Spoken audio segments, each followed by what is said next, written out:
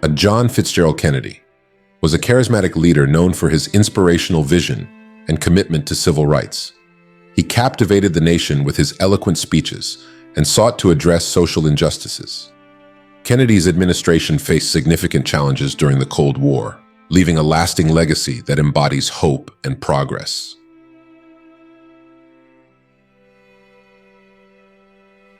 We choose to go to the moon in this decade and do the other things, not because they are easy, but because they are hard. Change is the law of life, and those who look only to the past or present are certain to miss the future. Our problems are man-made, therefore, they may be solved by man. No problem of human destiny is beyond human beings. When written in Chinese, the word crisis is composed of two characters. One represents danger and the other represents opportunity. Once you say you're going to settle for second, that's what happens to you in life.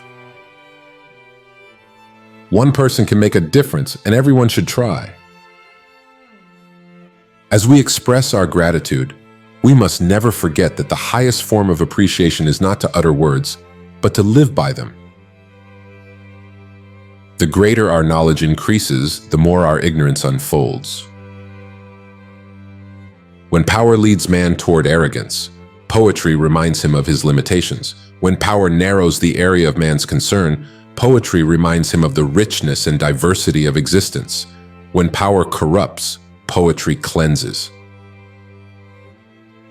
The goal of education is the advancement of knowledge and the dissemination of truth. Too often, we enjoy the comfort of opinion without the discomfort of thought. Those who make peaceful revolution impossible will make violent revolution inevitable. Peace is a daily, a weekly, a monthly process, gradually changing opinions, slowly eroding old barriers, quietly building new structures. There is always inequality in life. Some men are killed in a war, and some men are wounded, and some men never leave the country. Life is unfair. Victory has 1,000 fathers, but defeat is an orphan. Physical fitness is not only one of the most important keys to a healthy body, it is the basis of dynamic and creative intellectual activity. Tolerance implies no lack of commitment to one's own beliefs. Rather, it condemns the oppression or persecution of others. A man does what he must, in spite of personal consequences, in spite of obstacles and dangers and pressures, and that is the basis of all human morality. We must find time to stop and thank the people who make a difference in our lives. The world is very different now, for man holds in his mortal hands the power to abolish all forms of human poverty and all forms of human life. If art is to nourish the roots of our culture, society must set the artist free to follow his vision wherever it takes him. History is a relentless master. It has no present, only the past rushing into the future. To try to hold fast is to be swept aside. The very word secrecy is repugnant in a free and open society, and we are as a people inherently and historically opposed to secret societies, to secret oaths, and to secret proceedings. World peace, like community peace, does not require that each man love his neighbor. It requires only that they live together with mutual tolerance, submitting their disputes to a just and peaceful settlement. Partnership is not a posture, but a process, a continuous process that grows stronger each year as we devote ourselves to common tasks. Our most basic common link is that we all inhabit this planet. We all breathe the same air, we all cherish our children's future, and we are all mortal. Geography has made us neighbors, history has made us friends, economics has made us partners, and necessity has made us allies. Those whom God has so joined together, let no man put asunder. United, there's little we cannot do in a host of cooperative ventures. Divided, there is little we can do, for we dare not meet a powerful challenge at odds and split asunder.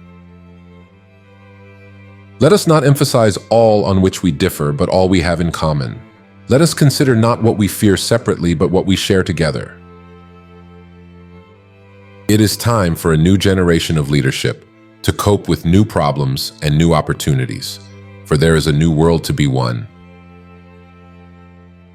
The problems of the world cannot possibly be solved by skeptics or cynics whose horizons are limited by the obvious realities.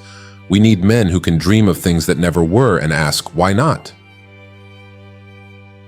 For courage, not complacency, is our need today. Leadership, not salesmanship. And the only valid test of leadership is the ability to lead and lead vigorously. Our progress as a nation can be no swifter than our progress in education. The human mind is our fundamental resource. We have the power to make this the best generation of mankind in the history of the world, or make it the last. In a time of domestic crisis, men of goodwill and generosity should be able to unite regardless of party or politics. A nation reveals itself not only by the men it produces, but also by the men it honors, the men it remembers. In a very real sense, it will not be one man going to the moon, it will be an entire nation, for all of us must work to put him there. We believe that if men have the talent to invent new machines that put men out of work, they have the talent to put those men back to work. There are risks and costs to action, but they are far less than the long-range risks of comfortable inaction. Efforts and courage are not enough without purpose and direction. Let us never negotiate out of fear, but let us never fear to negotiate. The courage of life is often a less dramatic spectacle than the courage of a final moment, but it is no less a magnificent mixture of triumph and tragedy. There is, in addition to a courage with which men die, a courage by which men must live. The stories of past courage can teach, they can offer hope, they can provide inspiration, but they cannot supply courage itself. For this, each man must look into his own soul. The rights of every man are diminished when the rights of one man are threatened. In giving rights to others which belong to them, we give rights to ourselves and to our country. Freedom is not merely a word or an abstract theory, but the most effective instrument for advancing the welfare of man. If freedom is to survive and prosper, it will require the sacrifice, the effort, and the thoughtful attention of every citizen. If a free society cannot help the many who are poor, it cannot save the few who are rich. Life is never easy. There is work to be done and obligations to be met, obligations to truth, to justice, and to liberty. If we cannot end now our differences, at least we can help make the world safe for diversity. Our growing softness, our increasing lack of physical fitness, is a menace to our security.